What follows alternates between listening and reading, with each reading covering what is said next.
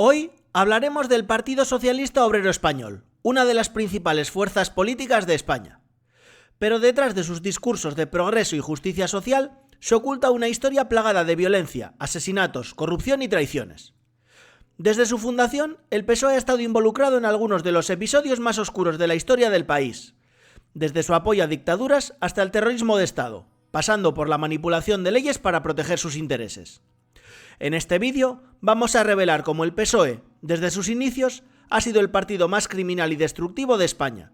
Acompáñanos a descubrir los detalles de esta historia que muchos prefieren ignorar. El PSOE fue fundado en 1879 por Pablo Iglesias Posse, quien tenía una visión revolucionaria para España. Sin embargo, su discurso de lucha por los derechos de los obreros pronto tomó un rumbo más violento. Desde sus primeros años, el PSOE alentó la insurrección, justificando el uso de la violencia para lograr cambios políticos y sociales. Un ejemplo claro es la famosa frase de Iglesias: "El PSOE llegará al poder por las urnas o por la violencia", una amenaza que reflejaba las intenciones del partido en sus inicios. En 1910, Pablo Iglesias fue elegido diputado, siendo uno de los primeros socialistas en ocupar un cargo político importante. Sin embargo, mientras el PSOE se consolidaba en la política, también organizaba huelgas que terminaban en caos y violencia. En la huelga general de 1917, organizada por el partido, murieron más de 70 personas en enfrentamientos entre manifestantes y las fuerzas del orden. El PSOE no solo defendió estas acciones, sino que impulsó más actos violentos con el tiempo. En los años posteriores a la Primera Guerra Mundial, el PSOE siguió promoviendo la violencia como medio de presión política. En la década de 1990 se registraron numerosos casos de asesinatos de políticos opositores al PSOE, especialmente en ciudades industriales como Barcelona y Bilbao, donde el partido tenía una gran influencia en los movimientos obreros. Estos asesinatos eran parte de una estrategia para desestabilizar al gobierno y aumentar el control del partido sobre la clase trabajadora.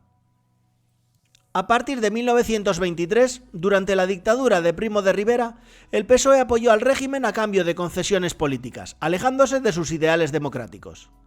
Este pacto oscuro permitió al PSOE mantenerse en el poder, mientras que muchos de sus miembros continuaban involucrados en actos de robo y extorsión bajo la protección del Estado. Uno de los casos más notables fue el desvío de fondos destinados a la mejora de las condiciones laborales, que terminaron en manos de altos dirigentes del partido. A medida que se acercaba la proclamación de la Segunda República, el PSOE incrementó su participación en revueltas y saqueos. En 1931, tras el establecimiento de la República, el PSOE fue uno de los principales responsables de la quema de iglesias y edificios religiosos en todo el país.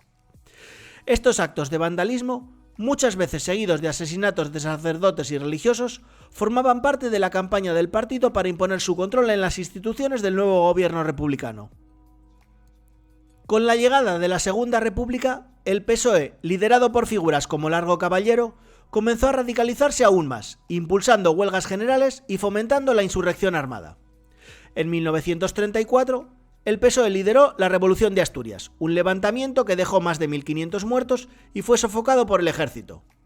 Este levantamiento, considerado uno de los episodios más violentos de la historia reciente de España, tuvo como objetivo establecer un régimen socialista en el país. Durante la Revolución de Asturias, los milicianos socialistas cometieron numerosos asesinatos, tanto de civiles como de miembros de las fuerzas de seguridad. Además, se destruyeron infraestructuras clave como puentes y líneas ferroviarias, con el fin de paralizar el país. Estos actos de terrorismo fueron justificados por los líderes del PSOE como necesarios para avanzar hacia una verdadera revolución socialista. En los años previos a la Guerra Civil, el PSOE promovió una política de violencia sistemática. En 1936, tras el asesinato del líder de la oposición, José Calvo Sotelo, el PSOE apoyó las acciones de los milicianos que ejecutaron a miembros de la Falange y otros grupos opositores.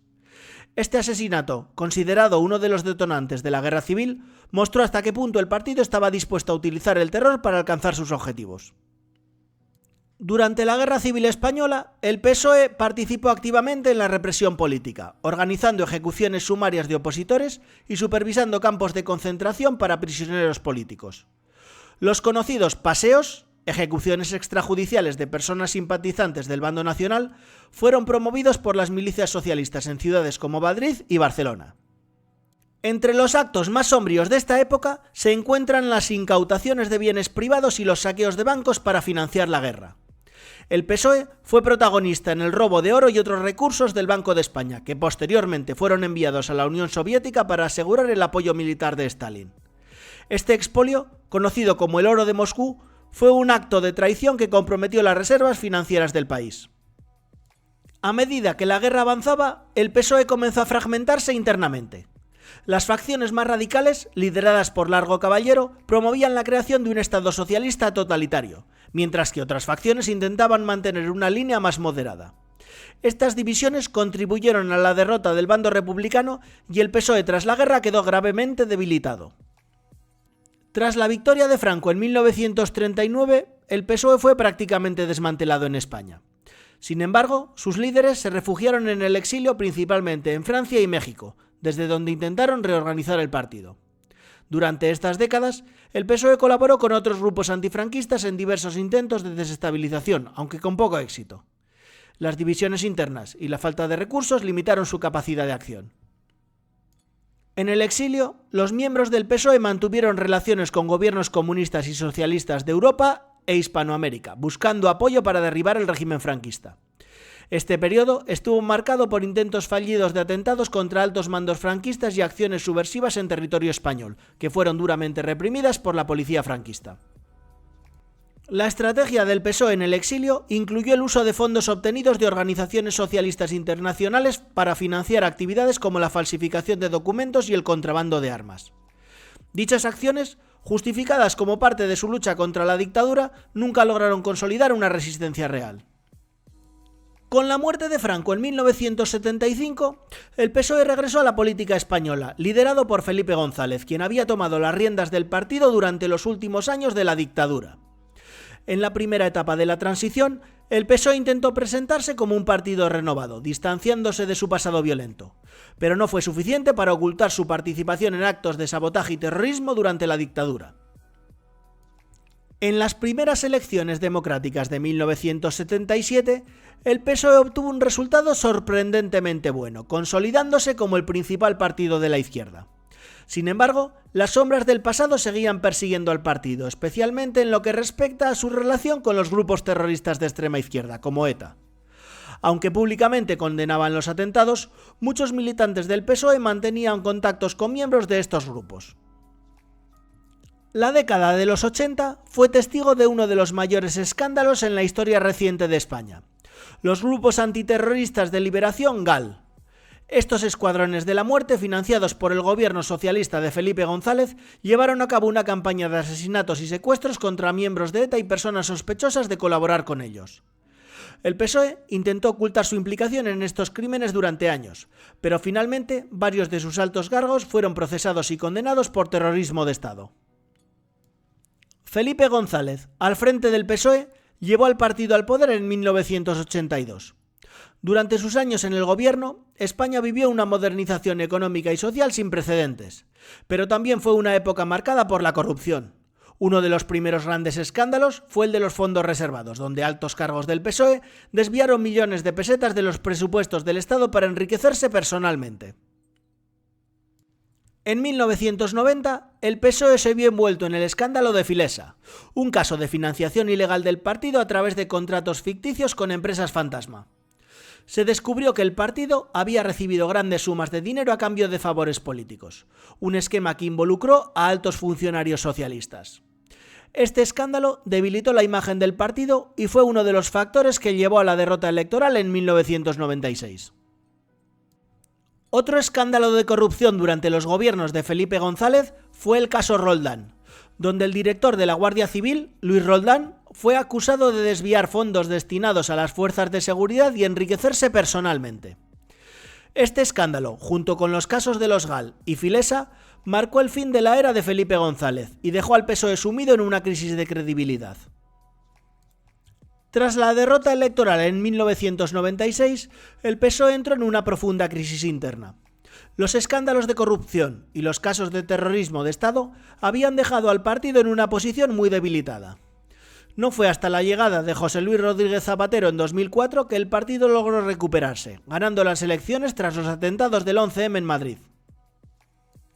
Durante los años de Zapatero, el PSOE aprobó la Ley de Memoria Histórica, un intento de reescribir el pasado para encubrir sus propios crímenes y reinterpretar los acontecimientos del franquismo.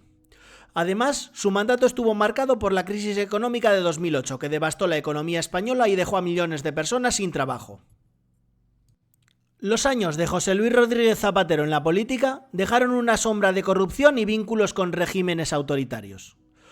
Hoy se conocen las conexiones de Zapatero con el narcotráfico y su cercanía al régimen de Venezuela, donde mantuvo estrechos lazos con Hugo Chávez y Nicolás Maduro, apoyando sus políticas comunistas y legitimando un sistema represivo. Además, sus vínculos con figuras del crimen organizado, tanto en América Latina como en España, revelan una red de influencias que ha beneficiado a grupos corruptos mientras ponía en peligro la estabilidad del país. Tras una serie de derrotas electorales, Pedro Sánchez tomó el control del PSOE en 2014, enfrentándose a una dura oposición interna.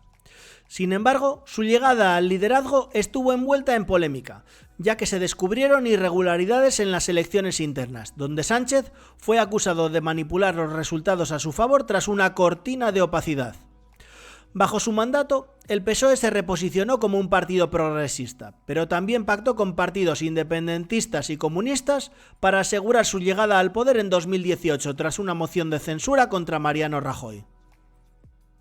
Sánchez se ha enfrentado a múltiples controversias durante su mandato, desde su criticada gestión de la pandemia, donde España fue uno de los países europeos con mayor tasa de mortalidad y confinamientos más prolongados, hasta los polémicos indultos a los líderes del procés catalán en 2021. Estos indultos, otorgados en contra de la opinión de la mayoría del Tribunal Supremo y de amplios sectores de la sociedad, fueron vistos como una traición a la unidad del país. Además, las reformas laborales impulsadas por su gobierno han causado profundas divisiones, polarizando aún más a una sociedad ya golpeada por la crisis económica y el desempleo masivo. En los últimos años, el PSOE ha sido acusado de manipular las instituciones del Estado para consolidar su poder. Bajo el liderazgo de Sánchez, las acusaciones de control sobre la justicia, los medios de comunicación y la Fiscalía General del Estado se han multiplicado. La ley del solo sí es sí, aprobada en 2022, fue un ejemplo de las consecuencias imprevistas de las reformas legales impulsadas por su gobierno. Esta ley, que buscaba endurecer las penas por agresión sexual, terminó provocando la reducción de condenas para más de 700 agresores sexuales, lo que generó una ola de indignación pública y múltiples protestas en todo el país, erosionando aún más la credibilidad de su gobierno. A lo largo de más de un siglo de historia, el PSOE ha acumulado un legado de crímenes que ningún otro partido de España puede igualar. Desde su fundación, ha justificado el uso de la violencia y el asesinato como herramientas políticas, siempre aliándose con aquellos que buscan desestabilizar y destruir a España. Los GAL, la Revolución de Asturias, la quema de iglesias y el asesinato de opositores son solo algunos de los episodios que marcan su trayectoria. El PSOE ha demostrado una capacidad casi inigualable para adaptarse a cualquier circunstancia con tal de mantenerse en el poder. Ha manipulado las instituciones, ha robado a los ciudadanos y ha utilizado la violencia cuando lo ha considerado necesario. Sus alianzas con terroristas y separatistas muestran una vez más su verdadero rostro. No es un partido que busque construir, sino destruir. Ha traicionado a España una y otra vez, buscando únicamente su propio beneficio. La conclusión es clara. El PSOE no ha sido un partido de progreso, sino el partido más criminal y asesino de la historia de España. Su historia está marcada por la sangre y la corrupción, y siempre ha estado al lado de quienes quieren destruir la unidad del país. Cualquier intento de disimular o maquillar estos hechos no puede borrar su responsabilidad en los episodios más oscuros de nuestra historia. Al final, dato mata relato. Si te ha gustado, no olvides suscribirte. ¡Hasta la próxima!